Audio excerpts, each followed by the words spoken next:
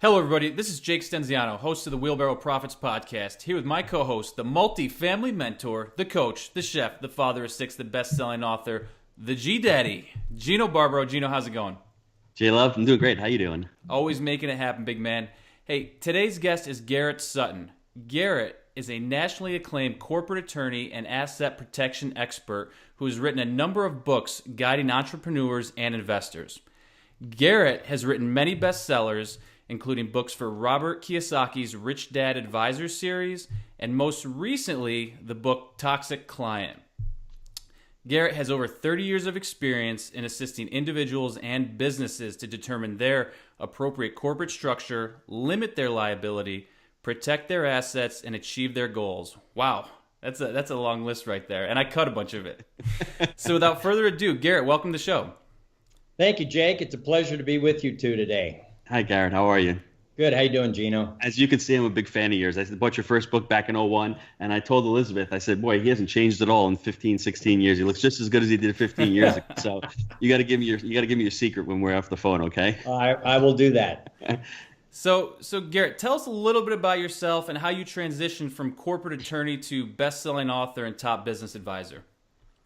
Well, I grew up in the San Francisco Bay Area and went to the University of California at Berkeley, studied business administration, went across the Bay to Hastings Law School in San Francisco. That's the University of California's law school in San Francisco. And I practiced law in San Francisco and Washington, D.C., and just got tired of the traffic and all in the Bay Area and moved up to Reno. I'd spent all my summers at Lake Tahoe. I like skiing in the mountains, and it was a great move. And when I came to Reno, I became acquainted with some people who were friends with Robert Kiyosaki, and one thing led to another. And I was chosen to be the Rich Dad Advisor for corporations and asset protection. And that has been a great experience. I've traveled all over the world with Robert and his team. 2 weeks ago, we were in Australia with events in Sydney and Melbourne, talking about Rich Dad, Poor Dad and how to advance your financial standing. So it's just been a great experience to work with Robert. And, you know, one of the tasks I've been assigned with is writing these books, which are really law for the layman. They're not a technical legal book. They're more books involving case studies, real things that people go through, and then applying the legal principles through the story. So that's been very enjoyable. It's just been a great run, and to meet and work with guys like you and help educate the public. Certainly they're not teaching this in school, so you've got to go get it yourself. And for all your listeners, congratulations. I mean, you need to get this information yourself because they're not teaching it in schools. So it's really important that we get the word out there that you can still do well in the United States. You just have to not pay attention to what you learn in school. Fantastic. That is fantastic. Amen. And that's coming from someone who did a lot of schooling, too. Yes. So it's not Jake and I doing it, that we just barely passed our BS and just got out and we're like, yeah. You know, I want to pivot into the two books you sent me, and I read both of them. I'm halfway through this one. This is a great book for anybody, but we want to focus on the Toxic Client today. So let me show everyone the book. A great book, Toxic Client. Like I told Garrett before, I felt a little queasy as I was reading it because it hits home, and a lot of the dealings I've been dealing with. I've been in business for over 20 years, so I've dealt with terrible tenants. I dealt with great tenants. Unfortunately, the terrible ones always stand out, even if it's like the 5% or the 2%. Jake's shaking his head there. Yeah, they stick with you. They eat at your soul, right? Yeah, because you have 700 units, you have 700 tenants. If you have 1% of them being bad, that's still a significant amount. That's 7 or 8 that are there. So I want to jump in and ask you a few questions about the book. Number one, who is a toxic client? What do you define a toxic client being? A toxic client is more than just a mere nuisance client. This is a client who sets you back. Like you were saying, Jake, I mean, it touches your soul. You remember these clients forever. And they set you back. They hopefully provide a lesson so that you never treat a client the same way again. You don't get into situations where toxic clients appear and create havoc. But the other thing that is important to know is, you know, if you're the boss of the organization, your staff may be dealing with toxic clients, and you have to support your staff. If someone comes to you and says, this guy is really hard to handle, and you say, oh, it's important, we need every client we can, that's not the right way to handle it. I think you've got to support your staff. Your staff is more important than any one client. And listen to your staff, and perhaps the only way to deal with this type of person is to let them go, or not have them as a client, fire them as a client.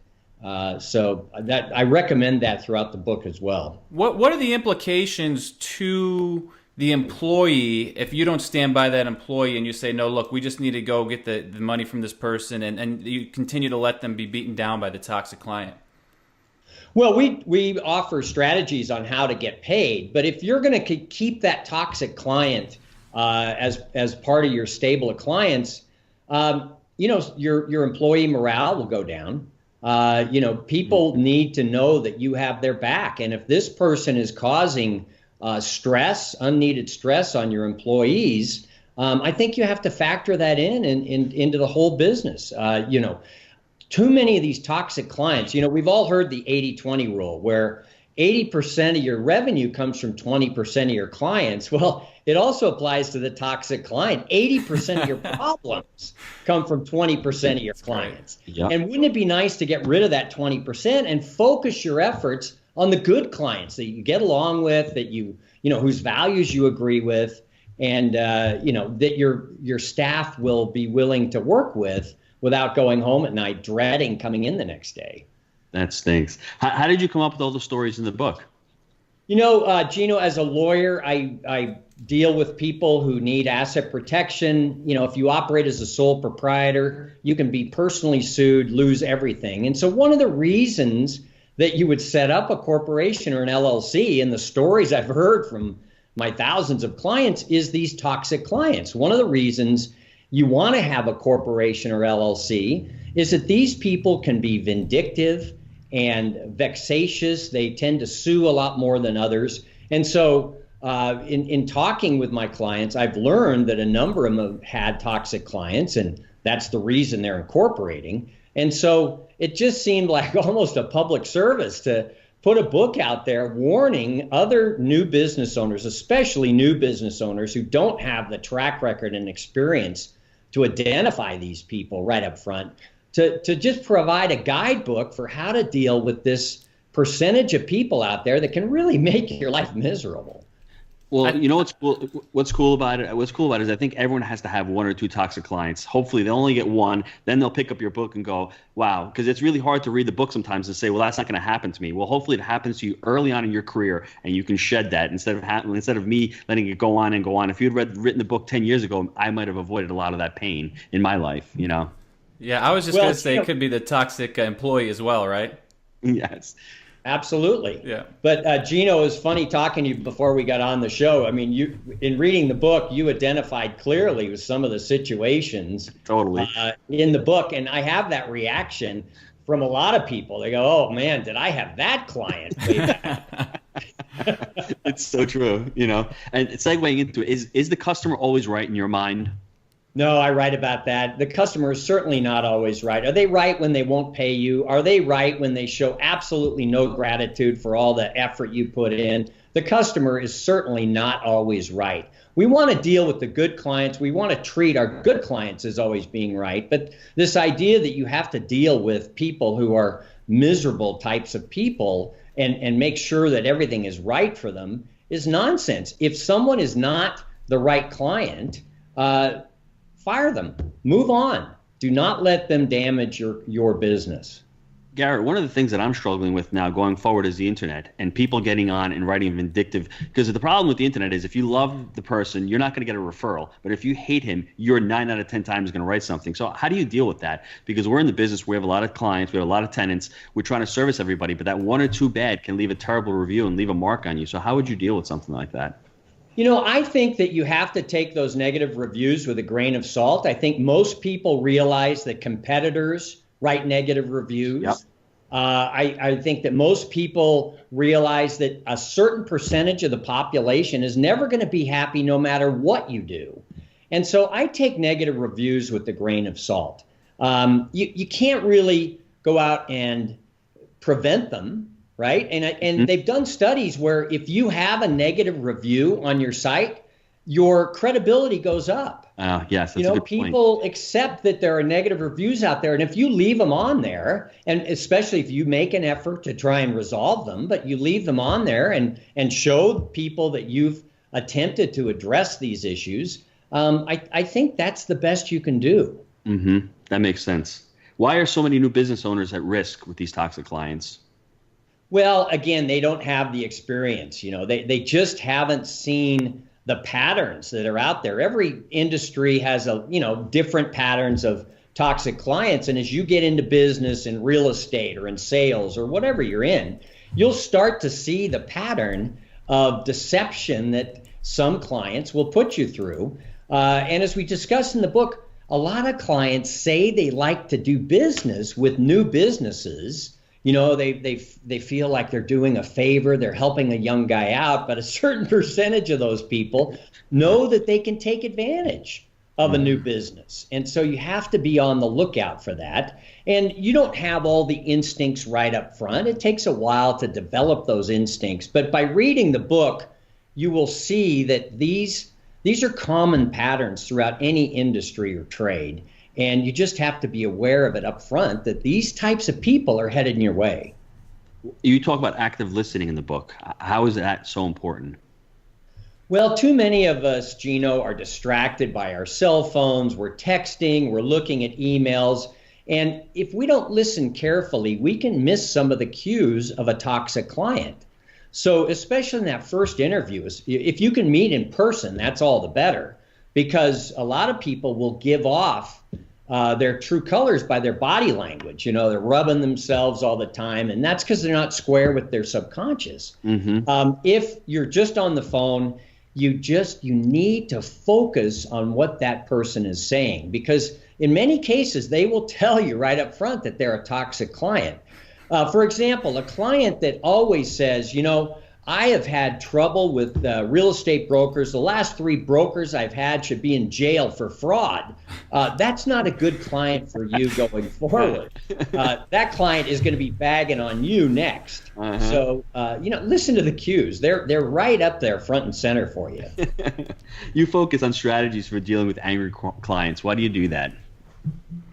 Well, some people will get angry, and some of that anger, it may be justified in a sense that the person feels wronged, and by listening to them and allowing them to vent and allow that balloon of anger to deflate. Mm-hmm. And by listening to them and offering, don't apologize, but offer ways to resolve the matter, you'd be surprised how many people can be turned over back to your side just by listening.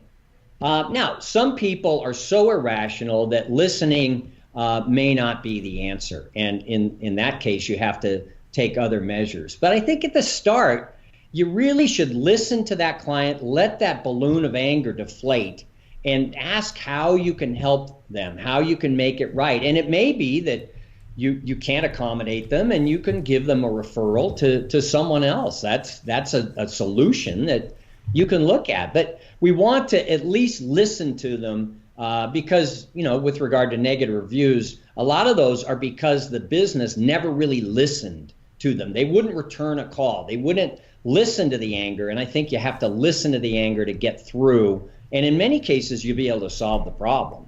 Mm. You have a whole chapter on lying clients. Why is that? That's a lot of time dedicated to people lying, huh?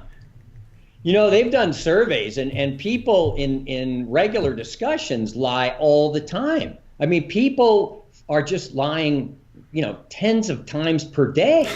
And so it was interesting that they did a survey, and the only people that were better off than the general public at identifying liars, not even cops or judges, the only people that are good at identifying liars is the Secret Service. And other than that, everybody else just can't identify a liar. So you just have to be very aware that there are many liars amongst us. It's so hard.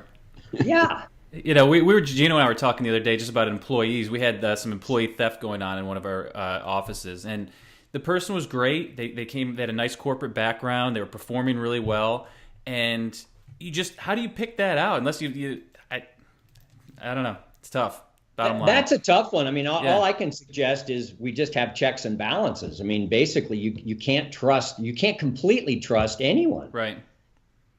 But what's funny about it, though, is the way the theft is, it was only a few $100s. And I think people who lie, I think they really convince themselves that they're not lying, a.k.a. the whole political system. I really, truly think that these people that are lying really believe what they're saying. I think they've just been it just becomes part of them. It becomes innate, and they don't even know what the heck the truth was anymore. So whatever they're spewing is basically a lie. So that's difficult to deal with. That's a tough one. That's a tough one to deal with. That's a good point, Gino, because when it becomes pathological, they see themselves as being not lying, as being true to themselves. And that's a person you got to get rid of, right? I mean, you cannot deal with somebody like that because he said, she said. I mean, you have communications and all, but then all of a sudden it breaks down, and whatever they said, you have no credibility left with these people at all, correct? Right.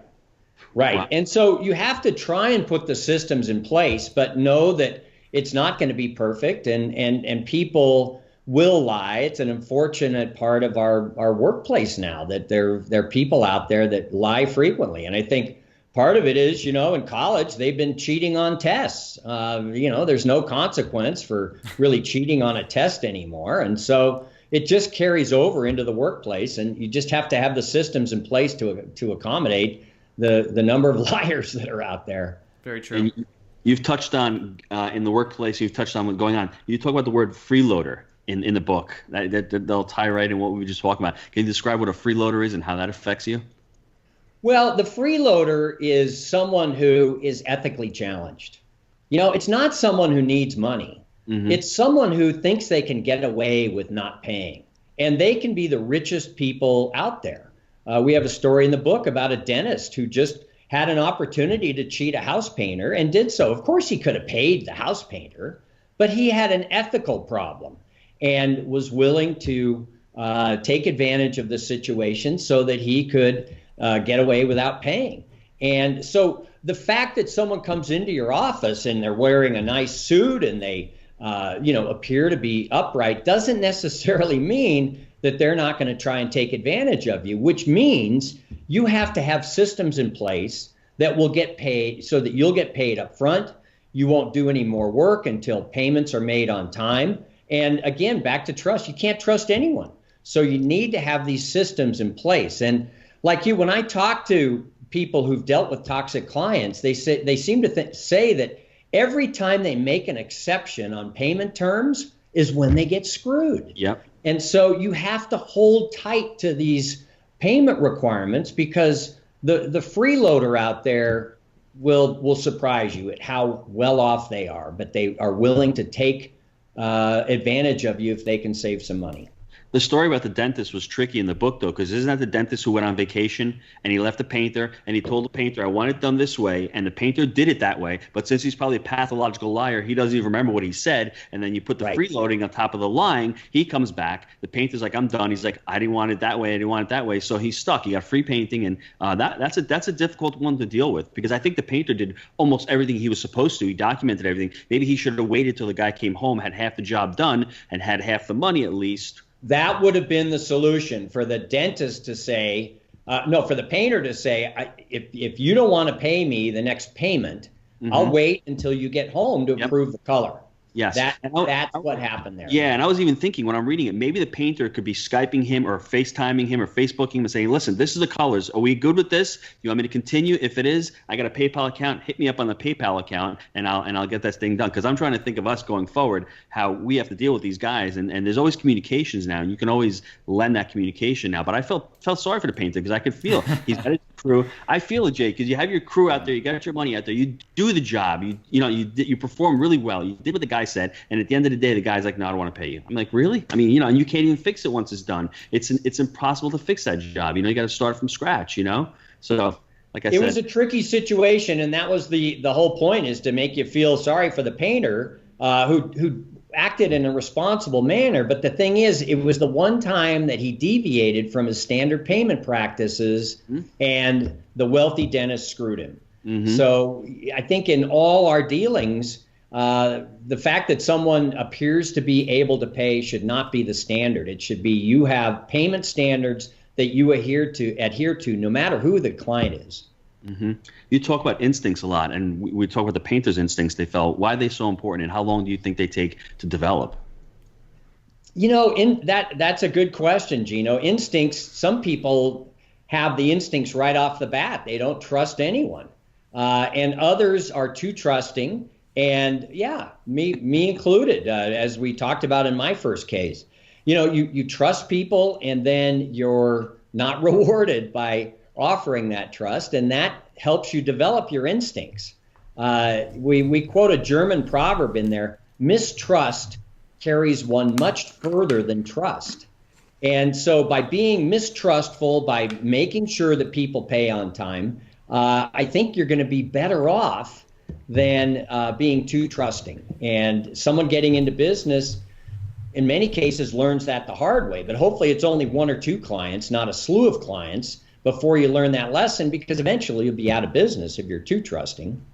Well, what my problem is? I've been learning. I'm doing a lot of life coaching, and I always saying that like energy attracts. So I'm always guilty saying that, am I doing something wrong attracting this negative energy and this toxic client? So I always put it upon myself first, saying, why is this guy into my life? Why am I dealing with him? So sometimes I take it upon myself. I'm like, it's my mistake. It's my fault. And I think that's why people sometimes don't work on their instincts as much and say, this guy's not as good. So, I mean, how do I actually handle that situation? Because like I said, I want to trust people. I want to do business with people and give them of the benefit of the doubt. But a lot of times they don't deserve it. You know what I mean? Right.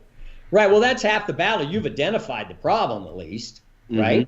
And so I think that you have to, when that new client comes in, sure, you can say that it may be your problem, but you can't make it your problem in the future. And so I think you have to hold firm to steps along the way whereby the new client reveals himself to be worthy of your time, because your time is valuable.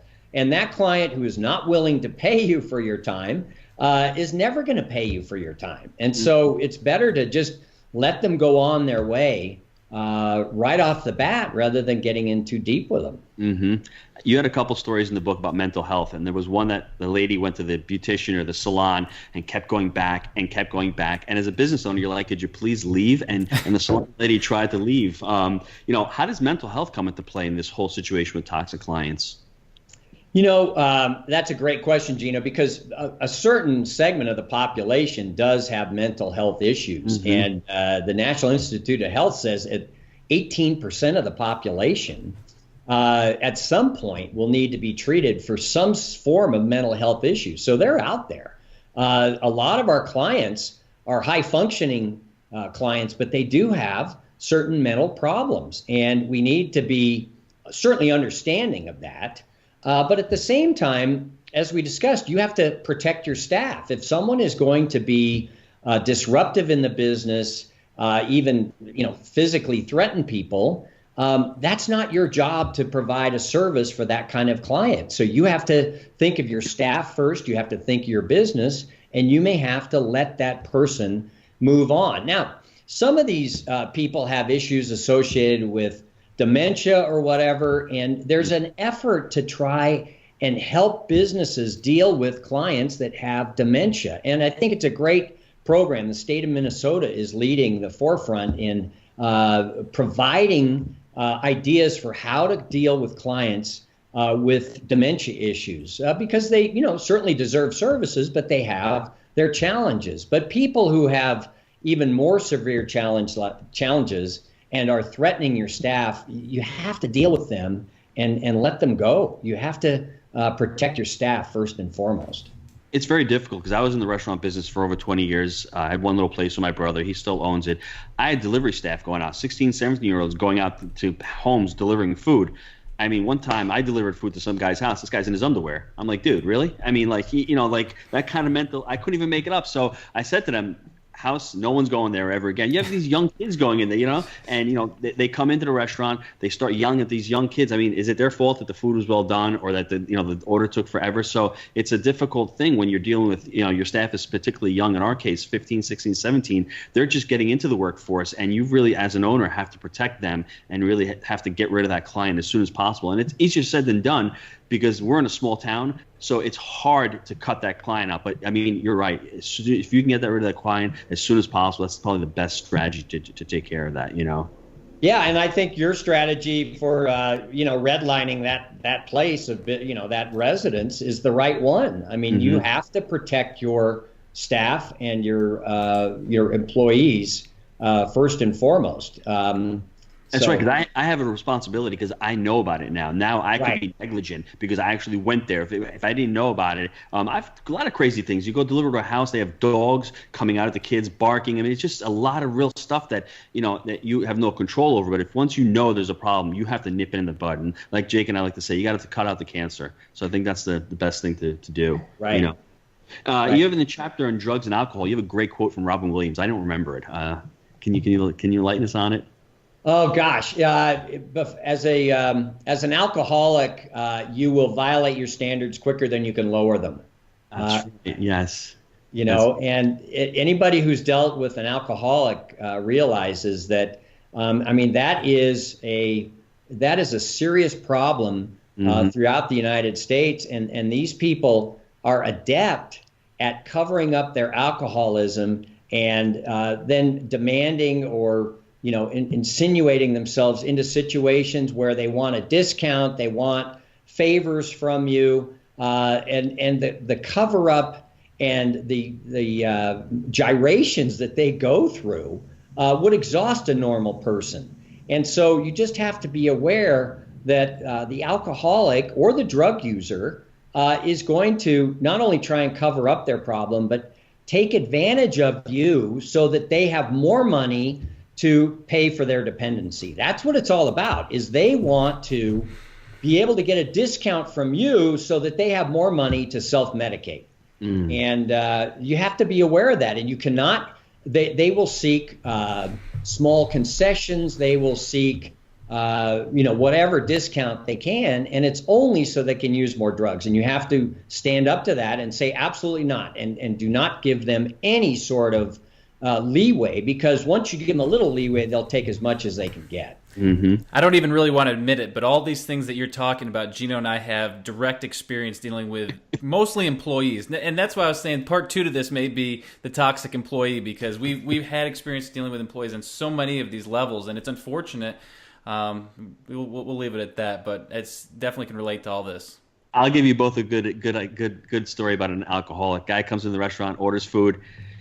He seemed a little off. I don't know if it was mental. So he goes outside. He gets into his car. Unfortunately, he gets into the wrong car, and he's trying to start the wrong car. I'm sitting on the bench outside, and my mom's with me. I'm like, Mom, maybe the next phone call is to the police so this guy doesn't drive home. I don't know how he got there. You know what I'm saying? So, and it's just like, it's unfortunate. I don't even know how he got there without killing anybody. And that's negligence. If you know that as a business owner and you see that kind of stuff, it's your responsibility. I have a daughter who's driving right now. God forbid he gets on the phone and he kills somebody, and I knew that he was in that condition. The responsibility is not even legally, morally, ethically, going to heaven, whatever you want to say. You have to take that, by the reins. I know it's an uncomfortable situation, and I know the guy for 10 or 15 years, but hey, that's one where business owners have to step in.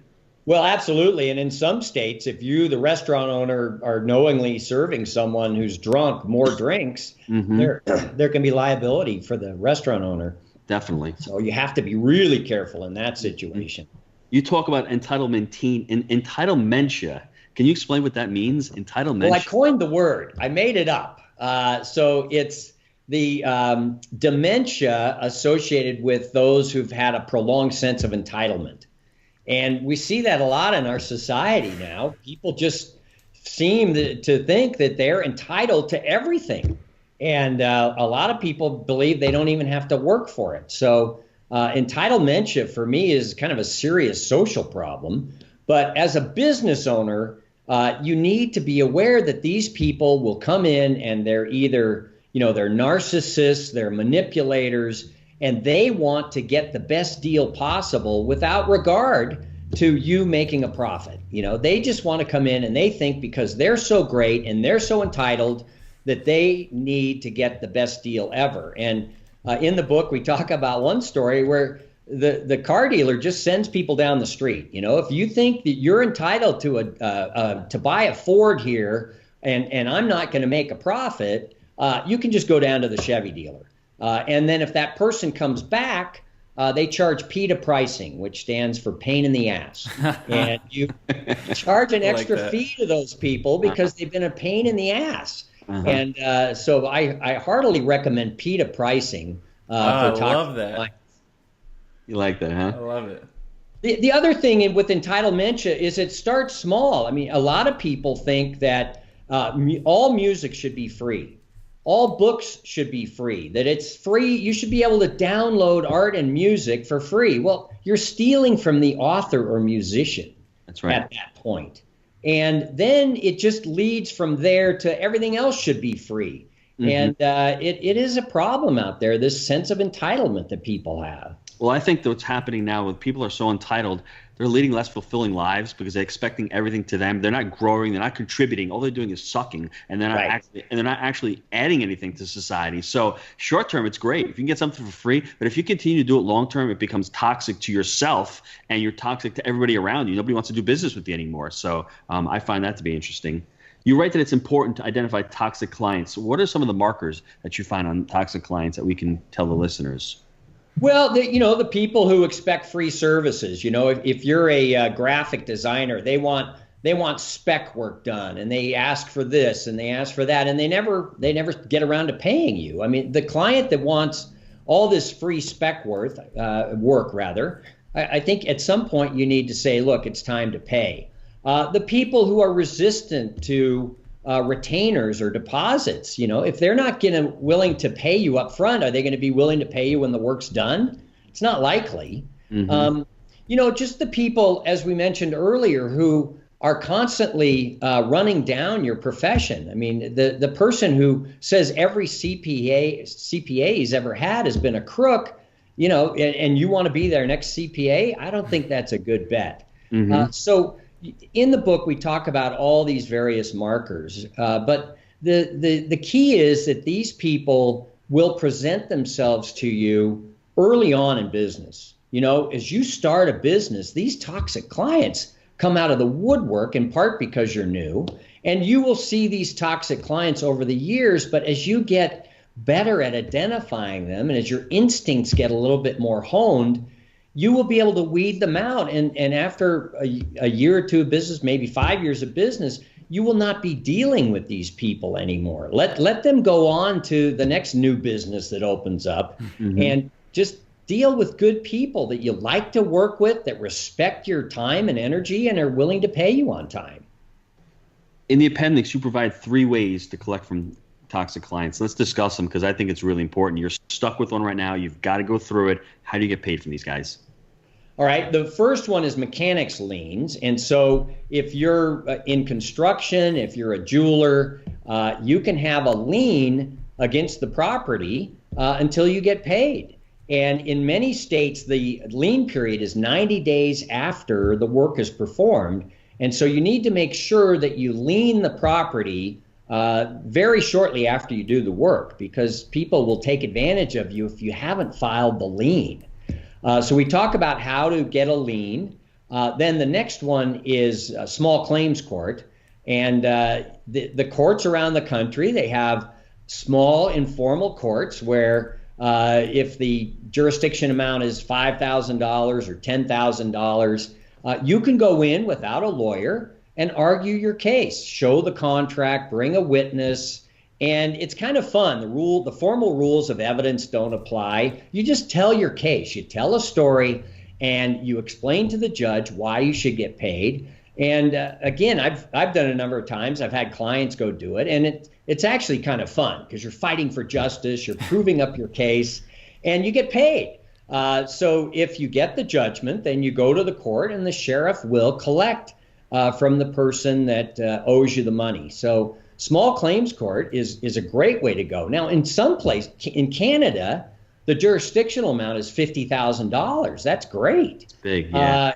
Here, state to state, it's 10,000 to 5,000. The thing is, most business owners know that you're not going to pay an attorney $10,000 to collect $10,000, right? They know that it's going to be expensive to try and collect that amount. So by you going into small claims court where you don't have to pay an attorney, you just argue your case, it's very efficient. It's a very efficient way to collect. The third method of collection is the collection agency. And I think everybody in business needs to have a collection agency ready to go.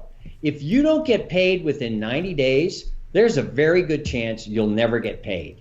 And so with a collection agency taking 20 to sometimes 50%, you're not going to want to use a collection agency for every account, because they're going to get a percentage of what's collected. But at the same time, you need to let your clients know that you're not going to accept being stiffed, and have a collection agency go after that person. And in most cases, you'll get paid. I think the mechanics lien is really important, guys. Anybody out there, the toxic client knows that it's probably 90 days. So he's going to push you off as long as possible. So contact an attorney as soon as possible, or read toxic client, and you'll know that that's what they're trying to do. And just try to get that mechanics lien on as soon as possible. It's really important to do that. Right. And each state has different rules. So you want an attorney in your state that knows mechanics liens law, because the difference between Pennsylvania and Maryland is huge, and they're adjoining states. So you need to have local counsel. I just went through and took a bunch of notes because I think you said some really great things, and right from the beginning you identified the toxic client, and it's just someone that's going to set you back but also provide you a lesson. I was like, that is, learn from your mistakes. I thought that was fantastic. Basically you're talking about where the stories came from and what you need to do. You need to protect yourself, and I think it's all about the checks and balances. That was one of the huge takeaways. The customer is not always right. That's definitely true. And I think that a big theme from the whole discussion was that a lot of these new businesses are just unaware. They don't know what's about to be coming at them, and there are these toxic clients out there. And just from Gino and my point, watch out for the toxic employee too, because that is we've dealt with that over the years, and that's been a huge thorn in our side. You're going to get negative reviews. It's okay. It makes you authentic. That was really impactful. And the freeloaders come in all shapes and sizes. Just because someone's wearing a suit and tie doesn't mean they're not a bad person. So don't just think because you're doing work for a doctor that he's not going to stiff you. Stick to your business practices. If just because he says, "Oh, I'll get you, I'll pay you later," no. We do it this way. You're the same as the guy down the street. Man, so many good things. The alcoholics. I don't know if it's stay away from them or what the takeaway is, but man, they'll lie to you, right? They're gonna lie. The markers, they want, these toxic clients want free stuff. They don't want to do the deposits. They're the haters online. They're the ones out there spewing the hatred. And the last part was so impactful. Look, guys, the 3 takeaways. If you're going to get stiffed by these toxic clients, looking to put in a lien on their property, small claims court, or the collections agency. And just because we're in the real estate business, for a little tip for the listeners out there, we use Rent Collect Global. They're one of the top performers out there. They collect on average about 24%, which may not seem like a lot, but for the collection world, it's pretty good. So, wow, this is so much fun, Garrett. You just a ride. I was just sitting there laughing. Unfortunately, it was not it was some unfortunate things, but it was just you're really an entertaining guy. I really appreciate the time. Well, thank you, Jake. I appreciate being on the show, and hopefully this book will be a benefit to your listeners, because we all face it. Everybody I talk to rolls their eyes and says, "Oh my God, did I have a toxic client?" It's really funny. I have one client that says, "You know what? For the next toxic client, I'm just going to give him the book. Just hand it to him." That's a great idea. I like that, Jake. Maybe we give it to our employees. Here, take it. Right? on the way out the door, right? And we have some great employees. I don't want people to think that, but we've had those couple that just they eat at your soul, right? That's what I was saying. And that's the problem. That's the whole moral of the story, Jake, that 1 or 2 toxic clients just destroys the rest of our relationships. So my takeaway is, don't focus too much on a toxic client, because it's going to ruin the rest of your relationships. Just identify it, try to cut it as soon as possible, and try to move on. But, definitely most of our employees are great employees, and most of our tenants are great tenants. It's just that those couple toxic ones really stick out. Yeah, this is not a huge percentage of the overall customer base. It's 1 or 2% for most businesses, but boy, do you remember them. Yeah, and to Garrett's point, have the systems in place, treat everybody the same payment plans for everyone, and that's going to really prevent a lot of this stuff. Definitely. Right. Hey, Garrett, how can people get a hold of you? Well, our main website is corporatedirect.com. And we set up LLCs and corporations for people in all 50 states. And importantly, we maintain them. You have to maintain them on a yearly basis. So we help people clean up corporations that maybe haven't been kept up.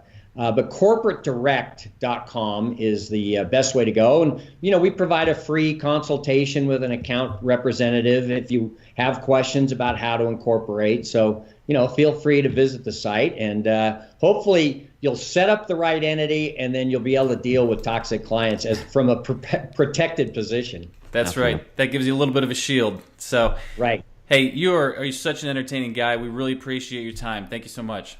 Garrett, thanks. All right, thank you. Take care. Take care. Bye, guys.